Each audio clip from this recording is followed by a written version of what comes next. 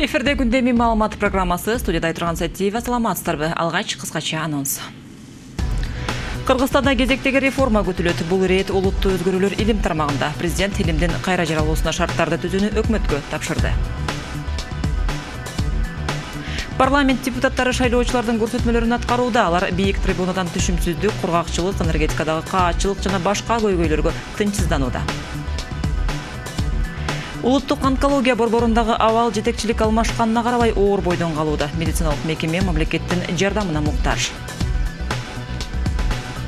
Чолпон Атадагы ипподромду реконструкциялоону аяктоого бүгүн үлгүрүшкөн жок, бирок убакыт дагы бар. Дүйнөлүк көчмөндөр оюндарынын башка объектисин тапшыруу жекшембиге пландаштырылган.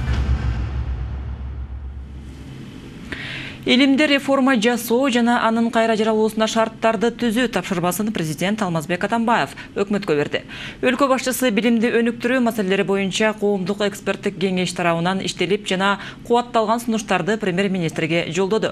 Серепчилер болсо биринчи кезекте академиянын ичиндеги эски системаны өзгөртүп, жаш окумуштуулардын ойлоп табууларына жол бериш керек дешет. Илимдин кадыр баркын көтөрүүдөгү сунуштар туурасында Айгерим Жаныкул кызы.